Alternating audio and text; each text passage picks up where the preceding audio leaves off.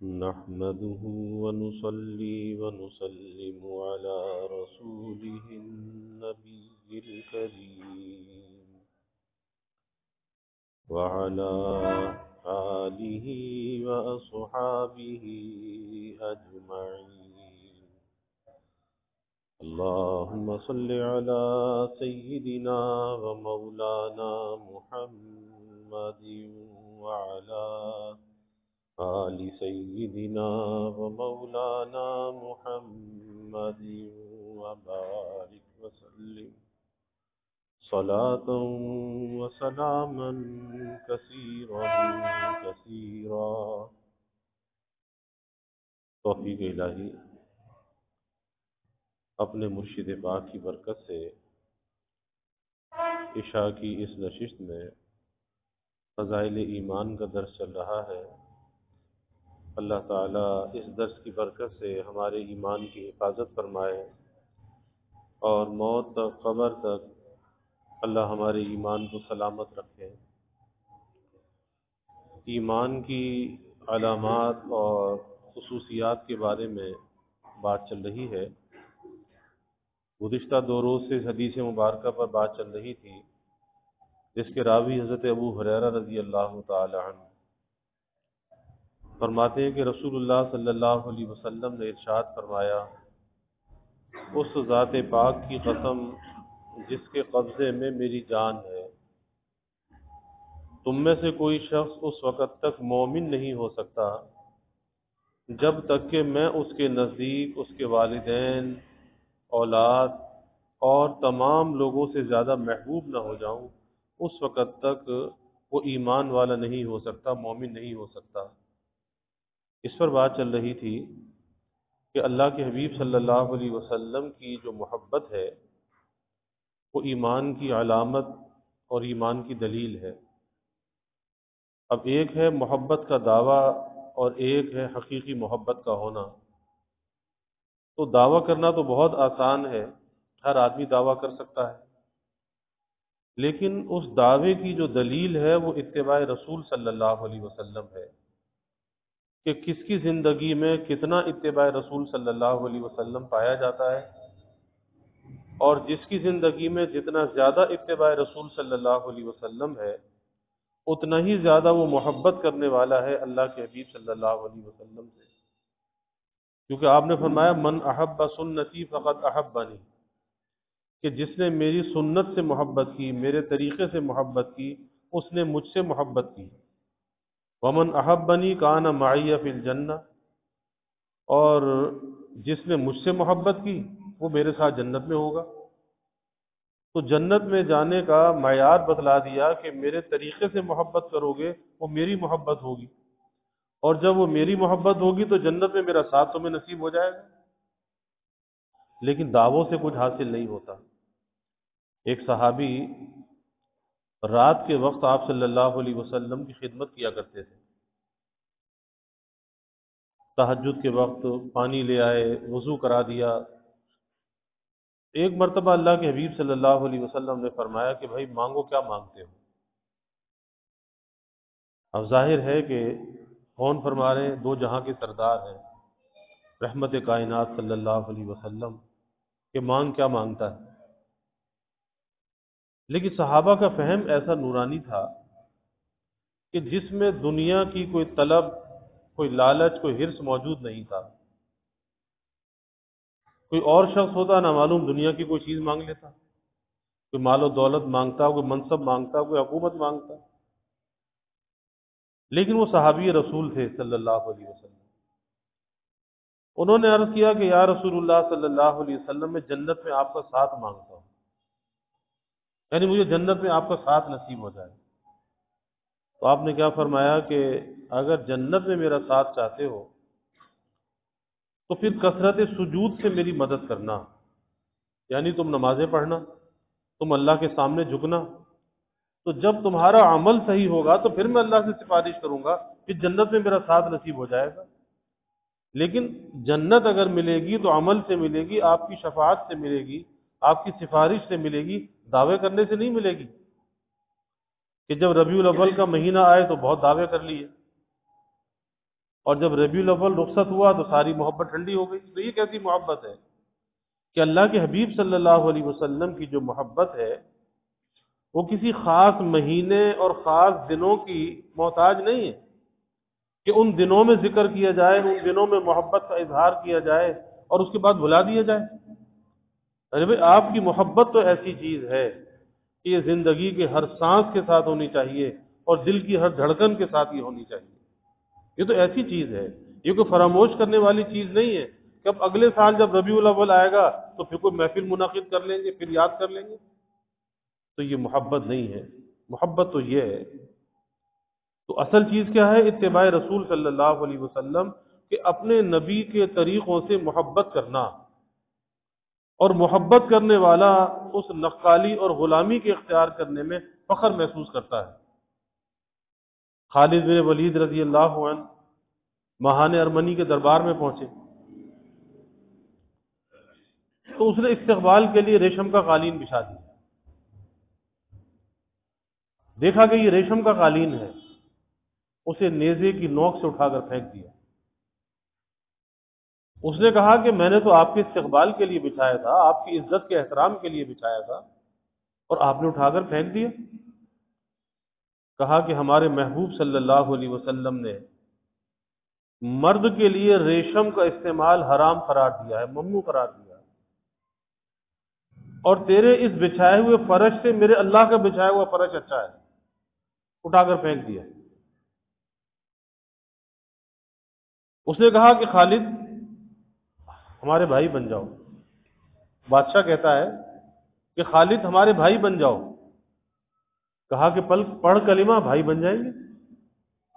کلمہ پڑھ لے، بھائی بن جائیں گے. کہنے لگا کہ یہ تو نہیں ہو سکتا. تو کہا کہ پھر اس کلمے کے لیے ہم نے سگے بھائیوں کو چھوڑ دیا، پھر تجھے بھائی کیسے بنا سکتے ہیں؟ اور پھر کہا بادشاہ کے بھرے دربار میں، بڑا باروب بادشاہ تھا، جب دربار میں بیٹھتا تو آہنی اور فولادی لباس پہن کر بیٹھتا تھا، ایک روب، ایک دبدبا تھا. تو حضرت خالد بن ولید رضی اللہ عنہ بڑے جری تھے، بڑے بہادر اور شجاع تھے. بادشاہ کے دربار میں ہیں، کوئی خوف نہیں، کوئی ڈر نہیں. اور حقیقت یہی ہے کہ جو اللہ سے ڈرنے والا ہوتا ہے تو مخلوق سے نہیں ڈرا کرتا، اور جو اللہ سے نہیں ڈرتا پھر وہ مخلوق سے ڈرتا ہے. تو اگر انسان اللہ کے ڈر اور خوف کو اختیار کر لے، اللہ مخلوق سے اسے بے خوف کر دیتا ہے. تو کہا کہ میں تجھے یہ کہتا ہوں کہ کلمہ پڑھ کر تو ایمان لے آ، ایمان قبول کر لے،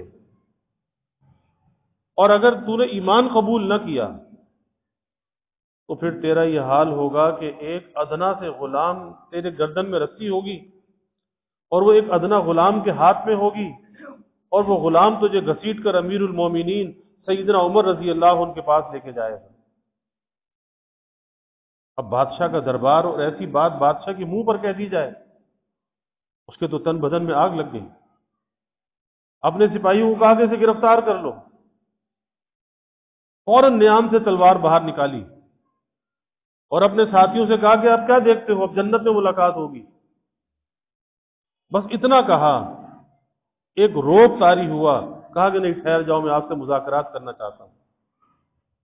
تو یہ صحابہ تھے کہ جنہیں عشق تھا اپنے نبی کی تعلیمات سے، اور یہی وجہ ہے کہ وہ دنیا میں جہاں پر بھی گئے وہ سرخرو اور کامیاب ہوئے، انہیں غلبہ حاصل ہوا.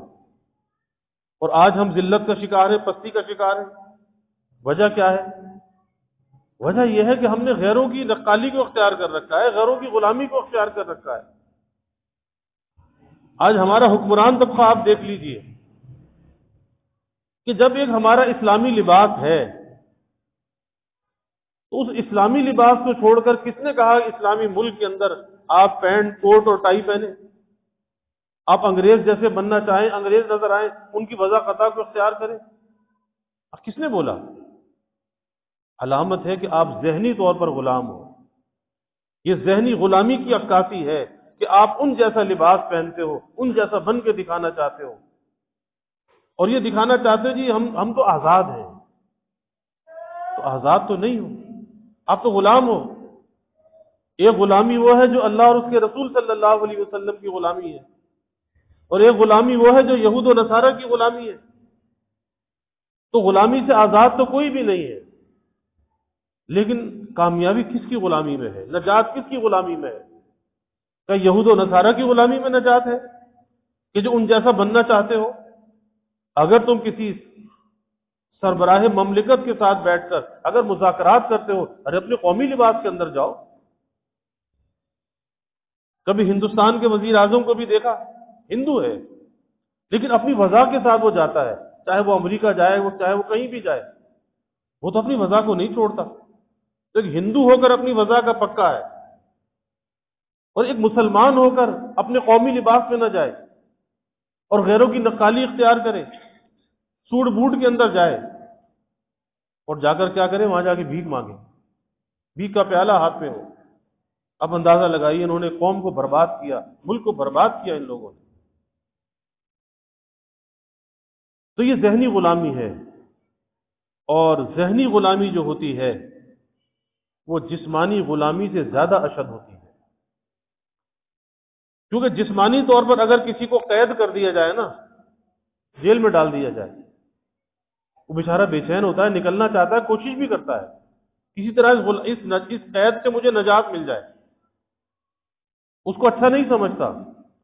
لیکن جو ذہنی غلام ہے، بظاہر اپنے کو وہ آزاد سمجھ رہا ہے، لیکن حقیقت میں وہ آزاد نہیں، حقیقت میں وہ غلام ہے۔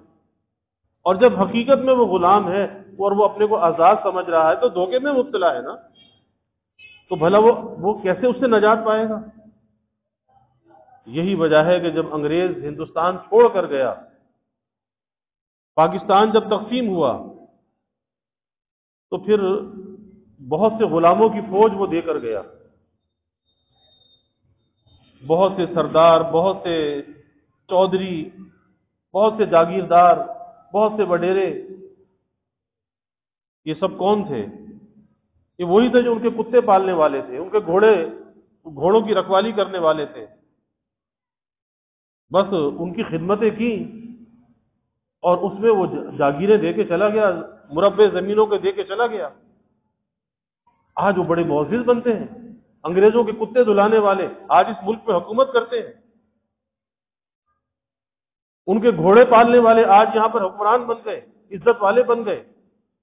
یہ ذہنی غلام ہے، اور وہ ذہنی غلامی چلی آ رہی ہے، اس سے اس ملک کو نکلنے نہیں دیتے۔ کبھی نظام تعلیم کو بدلنا چاہتے ہیں، کبھی مدارس پہ حملہ کرتے ہیں، کبھی مساجد پہ حملہ کرتے ہیں، کیونکہ اس ملک کا جو اسلامی تشخص ہے وہ ان سے برداشت نہیں ہوتا، کیونکہ ذہنی طور پر غلام ہے نا۔ اور پھر ان کی نسلیں بعد کے اندر جو نسلیں آ رہی ہیں، سب کے سب ذہنی غلام ہیں، ان کی پرورش ایسے ماحول کے اندر ہوئی ہے۔ تو اس لیے غلامی ایک یہود و نصارہ کی ہے اور ایک اللہ اور اس کے رسول کی غلامی ہے۔ اب دیکھنا چاہیے کس میں نجات ہے، کس میں کامیابی ہے۔ جانا تو سب نے یہاں سے ہے، لیکن اگر اللہ اور اس کے رسول کی غلامی کا طوق گلے میں ڈال لیا اور فخر کے ساتھ اپنے نبی کی تعلیمات پہ عمل کیا، اپنی شناخت کو نہ کھویا کہ دور سے دیکھ کے کوئی پہچانے کہ ہاں یہ غلام ہے حضور صلی اللہ علیہ وسلم کا، اسے بتانا نہ پڑے کہ میں عبداللہ ہوں، عبد الرحمن ہوں، دیکھنے والا پہچان جائے کہ یہ غلام ہے اپنے نبی کا، اس میں نجات ہے۔ ورنہ ایسا نہ ہو کہ قیامت کے دن یہ جائے اور اللہ کے حبیب صلی اللہ علیہ وسلم نہ پہچانے کہ بھائی تو کون ہے، تو کون ہے، تیرا مجھ سے کیا تعلق ہے، تیری وضاحت کیسی ہے، تیری شباہت کیسی ہے۔ تو اس لیے اللہ کے حبیب صلی اللہ علیہ وسلم کی محبت کی جو دلیل ہے وہ آپ صلی اللہ علیہ وسلم کا اتباع ہے۔ دعویٰ کرنا آسان ہے، لیکن دعویٰ بلا دلیل کے جھوٹا ہوتا ہے، اور دعوے کے لیے دلیل کی ضرورت ہوتی ہے۔ اور یہ زمانہ تو بڑا فتنوں کا زمانہ ہے، بڑا نازک زمانہ ہے۔ اس زمانے میں یہ جو سوشل میڈیا کی لعنت ہے نا، یہ معمولی چیز نہیں ہے، یہ بڑی بربادی کا سامان ہے۔ اس پر ایسی ایسی چیزیں موجود ہیں کہ اس نوجوان بڑے شوق سے استعمال کر رہے ہیں آج یہ موبائل فون، اسمارٹ فون۔ لیکن آج ایک ایسا طبقہ نوجوانوں کے اندر پیدا ہوتا چلا جا رہا ہے، بڑھتا چلا جا رہا ہے، جو دین بیزار ہے، جو دین سے بیزار ہے۔ ایسا طبقہ کس وجہ سے؟ اس کے اثرات کہاں سے آئے؟ اس سوشل میڈیا سے آئے۔ ہر ایک کو سنتے ہیں، ہر ایک کو دیکھتے ہیں، ہر ایک کی بات جب کان میں پڑتی ہے تو اندر سے بے یقینی پیدا ہو جاتی ہے، اپنے ایمان کے اندر شک ہونے لگتا ہے۔ ایسی ایسی چیزیں، انبیاء کے اوپر اعتراضات دل کے اندر آنے لگتے ہیں، ایسی ایسی چیزیں پیدا ہو رہی ہیں۔ تو ایک طبقہ جو ہے وہ دین بیزار پیدا ہو رہا ہے، اور یہ خطرناک علامت ہے کہ نوجوان اس کو استعمال کرتے کرتے سوشل میڈیا کی لعنت کو آج دین سے بیزار ہو رہے ہیں۔ آج وہ مسجد کے قریب نہیں آتے، آج قرآن مجید کی وہ تلاوت نہیں کرتے، اللہ کا وہ ذکر نہیں کرتے، لیکن گھنٹوں وہ موبائل فون پر برباد کر دیتے ہیں۔ وہ 10 گھنٹے 8 گھنٹے فیس بک پر برباد کر دیتے ہیں، یوٹیوب پر برباد کر دیتے ہیں، ساری رات جاگ کر گزار دیتے ہیں۔ پھر ساری رات جاگنے والا کیا دکان چلائے گا، کیا نوکری کرے گا؟ نہ وہ نوکری کر سکے، نہ وہ دکان چلا سکے، نہ وہ کاروبار کر سکے، کیونکہ اس نے اپنی صلاحیت کو تو برباد کر دیا، جو آرام کا وقت تھا اسے برباد کر دیا۔ اب اتنی توانائی کہاں سے لائے گا؟ اتنی توانائی تو انسان کے اندر نہیں ہے کہ بھئی جب 6-8 گھنٹے یہ آرام کرے گا تو 16 گھنٹے کام بھی کرے گا، اور اگر 6-8 گھنٹے آرام نہ کرے تو کام کیسے کرے گا؟ تو جو آرام کا وقت تھا وہ تو برباد کر دیا، ذہنی ہیجان میں، ذہنی انتشار میں مبتلا رہا۔ اچھے اچھے نوجوان، دیکھنے میں بڑے اچھے نوجوان، لیکن شادی سے پہلے پریشان ہوتے پھرتے ہیں۔ کیا ہے کہ جی تو شادی کے قابل نہیں ہم تو۔ ارے بھائی تجھے کیا ہوا؟ ابھی تو 22 سال کا جوان ہے، تیری جوانی کو یہ دیمک کہاں سے لگ گئی؟ وہ سوشل میڈیا کی دیمک تھی، اسے چاٹ گئی۔ ایسی چیزیں دیکھتے دیکھتے اس نے اپنے آپ کو برباد کر لیا، اپنی جوانی کو بہا دیا، بھلا دیا۔ اب اندازہ لگائیے، جسمانی اعتبار سے ناکارہ، پھر بھاگتے پھرتے جب شادی کی تاریخ طے ہو جائے تو جی کسی حکیم کا پتہ بتا دو، کوئی دوا بتا دو، یہ بتا دو۔ تو اس بربادی کی طرف تو گیا کیوں؟ کہ آدمی اگر سادہ غذا کھانے والا ہو، معدہ اس کا صحیح ہو، ارے 60 سال تک بھی بوڑھا نہیں ہوتا۔ کس نے کہا کہ آدمی بوڑھا ہوتا ہے؟ اور میں نے ایسے لوگ بھی دیکھے ہیں کہ 80 سال کی عمر میں ایک صاحب تھے، ان کا تعلق تھا لاہور میں تھے، کہتے تھے کہ آج بھی میں جیسا شادی کے پہلے دن تھا آج بھی ویسا ہی ہوں۔ کیا چیز تھی آخر؟ ذہنی پاکیزگی، سادگی، سادہ غذائیں، اپنے معدے کی حفاظت۔ کبھی آدمی بوڑھا نہیں ہوتا، کبھی اس کی جوانی نہیں جاتی، کبھی ڈاکٹر اور حکیموں کا پیچھے نہیں بھاگنا پڑتا اس کو۔ لیکن آج تو ابھی شادی بھی نہیں ہوئی، ادھر ماں باپ شادی کی تاریخ رکھ رہے ہیں، حکیموں کے پیچھے بھاگتا پھر رہا ہے۔ کوئی حکیم کہتا جی 1 لاکھ روپے لے آؤ، کوئی کہتا 2 لاکھ روپے لے آؤ، لوٹ رہے ہیں۔ اب اندازہ لگائیے، لاکھ 2 لاکھ روپے لے لیتے ہیں، فائدہ ٹکے کا بھی نہیں ہوتا۔ تو یہ بربادی سوشل میڈیا کی وجہ سے میں یس کر رہا تھا کہ ایک دین بیزار طبقہ پیدا ہوتا چلا جا رہا ہے، اور یہ بہت خطرناک علامت ہے کہ وہ کسی کام کا نہیں، کہتے نا دھوبی کا کتا گھر کا نہ گھاٹ کا، ان کی وہ مثال ہے کہ اللہ نہ کرے کہ کوئی دشمن حملہ کر دے، یہ دشمن یہ ملک کا بقا بھی نہیں کر سکتے، یہ ملک کی حفاظت بھی نہیں کر سکتے، کسی دین کے دشمن سے نہیں لڑ سکتے، کیونکہ اندر دین تو باقی رہا ہی نہیں۔ اس لیے اگر کوئی شخص، اور یہ بات میں بار بار عرض کرتا ہوں کہ انسان ہے، اسے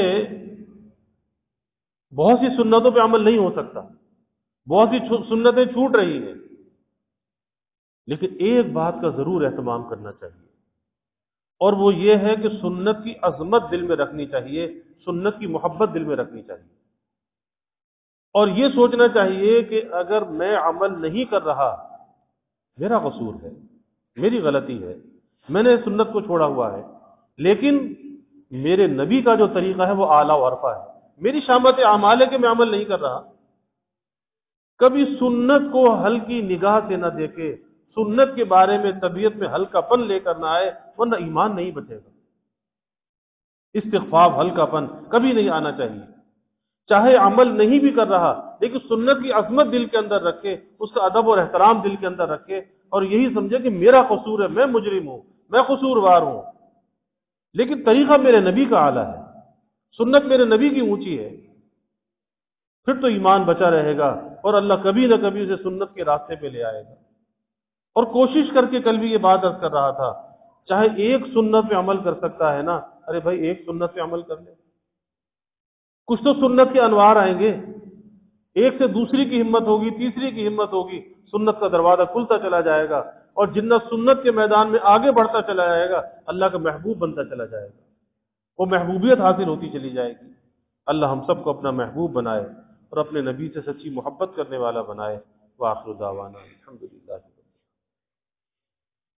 الحمد للہ رب العالمین والعاقبۃ للمتقین والصلاة والسلام علی اشرف الانبیاء والمرسلین اللہم صل علی سیدنا و مولانا محمد وعلی آل سیدنا و مولانا محمد وبارک وسلم۔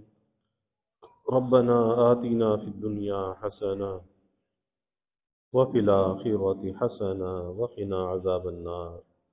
ربنا اتمم لنا نورنا واغفر لنا انك على كل شيء قدير۔ اللهم اعنا على ذكرك وشكرك وحسن عبادتك۔ اللهم وفقنا لما تحب وترضى من القول والعمل والفعل والنية والهدى انك على كل شيء قدير۔ اللهم ارزقنا حبك وحب حبيبك صلى الله عليه وسلم۔ اللهم ارزقنا شهادة في سبيلك واجعل موتنا ببلد رسولك۔ یا اللہ یا رحمان یا رحیم یا کریم یا ارحم الراحمین یا اکرم الاکرمین، یا اللہ ہمارے گناہوں کو معاف فرما، یا اللہ ہماری خطایا سے درگزر فرما، یا اللہ اپنی محبت معرفت عطا فرما، اپنی رضا والی زندگی یا اللہ نصیب فرما، رضا والے کاموں کی یا اللہ توفیق عطا فرما، اپنی مرضیات پہ چلنا یا اللہ آسان فرما، نامرضیات سے یا اللہ ہماری حفاظت فرما، اپنے نبی کی تعلیمات پہ چلنے والا بنا، آپ کے طریقوں کی محبت عظمت ہمارے دلوں میں پیدا فرما، یا اللہ زندگی کے تمام حصوں میں اتباع سنت کی ہمیں توفیق عطا فرما، اپنے نبی کی غلامی میں یا اللہ جینے اور مرنے کی توفیق عطا فرما، غیروں کی تشبہ سے نقالی سے ہماری حفاظت فرما، یا اللہ سنت کی عظمت ہمارے دلوں میں پیدا فرما،